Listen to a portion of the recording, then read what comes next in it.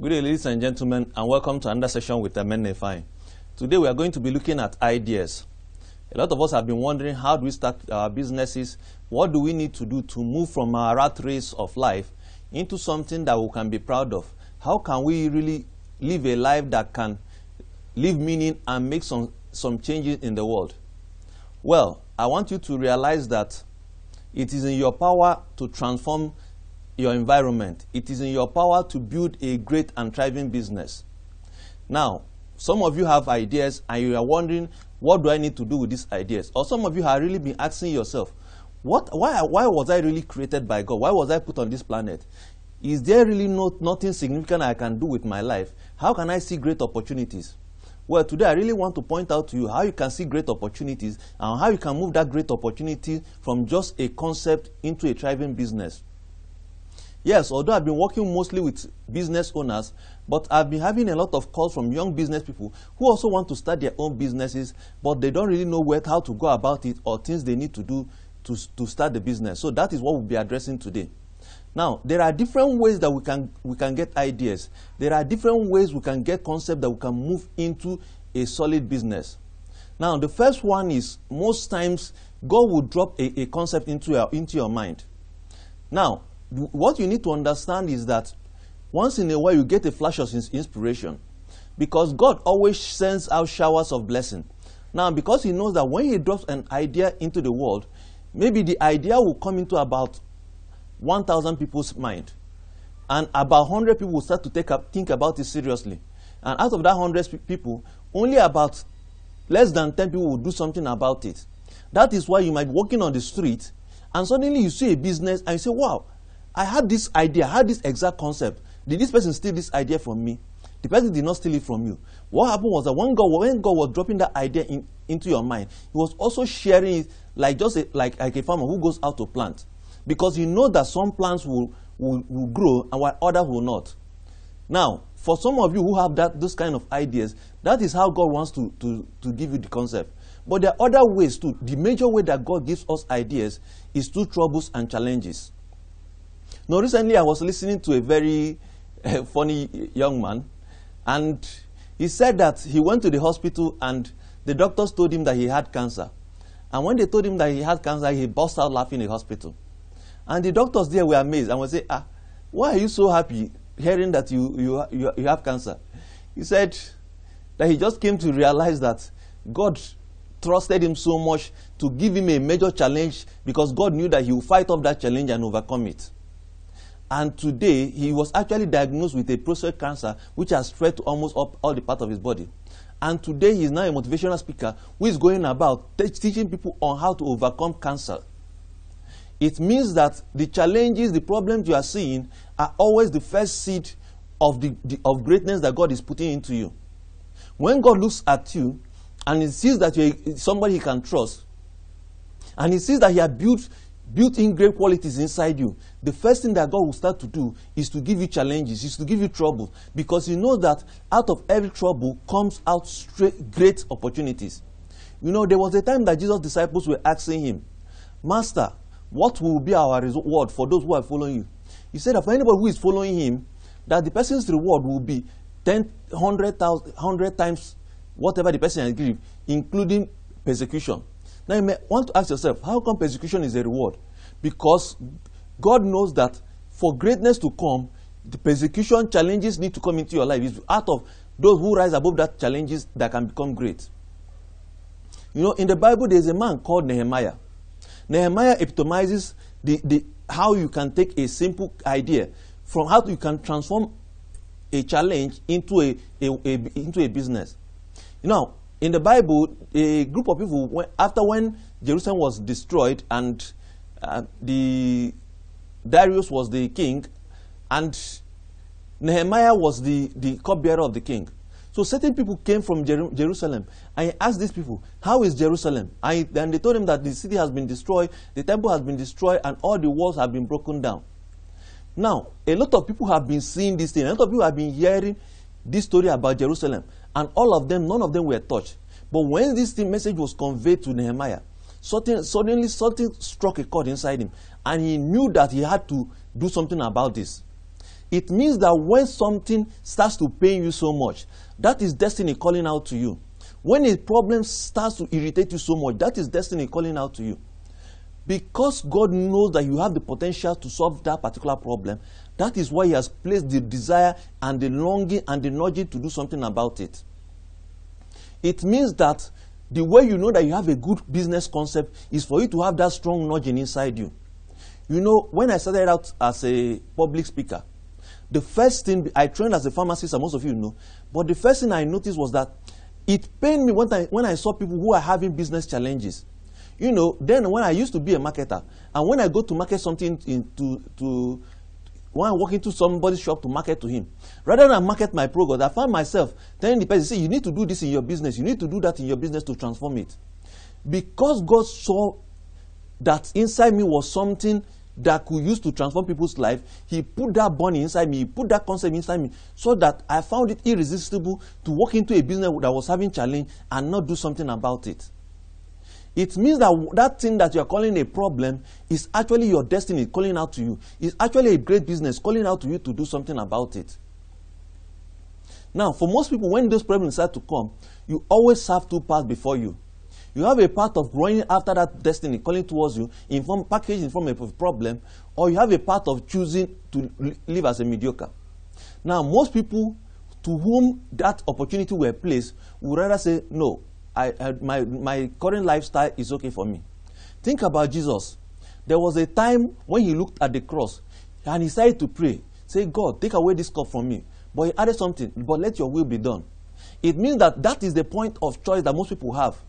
At the point you are faced with what you see as a major obstacle, at the point you are faced with what you see as a major challenge to your life, most people will, rather than say, let the will of God be done and move forward in facing that obstacle, most people will take the path of mediocrity and say, no, I rather go to where I will be paid my salary and work from 9 to 5 and end up achieving nothing of significance in life. You must decide that that problem that comes to you is an opportunity calling out to you. Now, but the next thing is that just because you see an opportunity, just because you see a problem, doesn't mean that you rush out immediately to start to solve that problem. There's actually a time period between the moment you get the idea and the time that you must start to execute that idea. If you read the Bible in that concerning Nehemiah too, Nehemiah got the idea. The problem was presented to Nehemiah in a Jewish calendar month called the month of Chavlev. Now, this month of Chavlev is around the period of around maybe November, December. And he did not do anything about this idea until the month of Nisan. Now, the number of months between the month of Chavlev to the month of Nisan is about 9 months. You know, I was listening to a very successful entrepreneur, and I was asking him to name one particular thing that will guarantee the success of any business. And he said, yes, there are a lot of things that can guarantee, but one of the most critical things is timing. That you must get your timing right. That he gave an example of something like YouTube. He said that YouTube would not have succeeded if they had not come at the point they came. And at the point they came was at the point that broadband had become so versatile and ubiquitous everywhere, that without broadband, that YouTube would have failed massively. It means that despite the fact that God has given you a business idea, despite the fact that God has given you a concept, that you must consciously start to wait and monitor the right time for it to launch out. Now, for Nehemiah, his own case was he was praying and studying that problem. Every day he was praying and studying that, which is also another thing you need to do. The moment you get that idea, that problem, don't launch at first. Start by studying it. Start by, developing yourself. Start by learning so much in that particular area. It took until the king noticed him one day and said, my man, why are you, because he was the cupbearer of the king. The king saw him one day and said, why are you looking depressed? And he said, he now prayed inside, said, God help me. And he said, my city has been destroyed and is in a hopeless situation. And the king now asked him, what do you want to do? At that particular point, he presented the king with the things he needed to do to build up his city. I tell you that your timing must be right. At the point I decided that becoming a troubleshooter for business was the line what I was called to do. That helping businesses to grow, get out of their business problem was what I knew that I was called to do. I did not immediately rush out to start to do what? To start to solve business problem. What I started to do was to attend seminars. I started to read books. I started to watch videos. I did this because I could sense on my inside that this was not the right time for me to launch out. Despite the fact I knew that this was what God has called me to do. It took almost 3 years, up to 3 to 4 years for me to now know that this is the right time for me to launch out. A lot of you with business ideas, a lot of you who are strongly in your businesses are strongly because you launch out at the wrong time. You need to, on your own, be able to sense the right time to launch a business. It means that when you get that idea, start to prepare yourself. Start to package yourself. Start to build up yourself and sensing, because it's something that you can sense in the environment and know that this is the right time to launch out. For those of you, look at somebody like Paul too in the Bible. They said that when Paul, when he was converted, he started to preach. He started to preach, and he was having some opposition. He went to Jerusalem, and people were reading. And what he did was he went to Tarsus and stayed for a very long time. It was after a number of years now, he was there preparing himself, that Barnabas now went and called him, and his ministry started just shut up. It means that you too need to understand that timing is critical. Don't just start a business because you see everybody starting. Even if you got the same idea with them, make sure you have on your inside, you feel that the timing is right for you to start. Make sure that you have understood the business concept and you have understood everything about the business for you to launch out and start that thing that you want to start off with. And the next thing you also need to do is, you need to also build up passion for that business, that idea. Just because something is a wonderful business idea doesn't mean that you need to rush off with it. Start to build up concepts. Start to meditate upon the business. Start to look at that challenge that you have. Start to look at it. Start to tell yourself that I can solve this problem. That inside me is something is the key to solving this challenge. The more you tell yourself about it, even for those of you who have already started a business, even if the business is struggling, start to tell yourself that I'm destined to overcome this challenge. Start to find out the critical aspect of that business. Start on your own to fall in love with the solution that business challenge is presenting. The more you do this, the more you are building up that passion for that business concept. And it's only a matter of time before that thing becomes a part of you. Before you start to eat it, before you start to talk it, before you start to even dream it. See, I'll advise that before you even launch into any business, you must start to talk about it at any particular point. You must start to even dream about it. You must start to eat it. When you start to talk about that business idea, food must be something that is farther from your mind. That is when you know that you are prepared to launch out with that business. It must consume your life. Because, in the Bible, when Jesus went to chase out people out of the temple, the people said that, yes, they remember when it was written in the Bible that the zeal for your house has consumed me. It means that before you start a business, the zeal for that business must consume you. The passion for it must consume you, such that when you are so passionate about it, obstacles will start to fall before you because you have something inside you that can break down obstacles. It's very difficult for you to stop a man who is passionate and zealous about a concept that he has, about a business that he has and wants to drive towards. And one thing also you need to understand is, once you have made up your mind, you are putting the necessary things to start off a business, to launch out, take out that challenge and turn it into a business, you must understand all the requirements. You must understand all the requirements and get especially the legal frameworks. Look at Nehemiah, for instance. When he wanted to take launch off, the first thing he asked the king was to give him a letter to the governors on the other side of the rivers, so that he could easily get all the resources he needed to build up the temple and to build up the wall of the city. You too must know the critical rate determining step of the business you want to set up in. What are the requirements? What are the legal requirements? What are the frameworks you need to put in place? Design a standard operating procedure for your business. Come up with a business plan. At least get a registered business. Don't just say I have a business. Know all the frameworks to put and start immediately to put them in place. But the next thing you also need to know that once you've launched off that business, expect obstacles. Expect obstacles that are not in your plan, that you're not even budgeted for. Because when Nehemiah started and he went to build the building, out of nowhere, 3 men came up: Sanballat, Tobias, and Geshem. I can tell you that when you are ready to start off your business, obstacles that you do not expect will come up. So the best way for you to take them into account is to expect them, to tell yourself that there are obstacles that, despite your best preparation, there are obstacles that you are not prepared for. And realize that obstacles might be so massive. All you need to know is that on your own, you need to build up your internal capacity. And also, as you're building up your internal capacity, also start to build up a network of people. That was what Nehemiah did. He allied himself with the people of the city, the Jews who are already in Jerusalem. And when he built them, he motivated them. It means that you need to also learn to also build a team. Get people around you who can support your concept.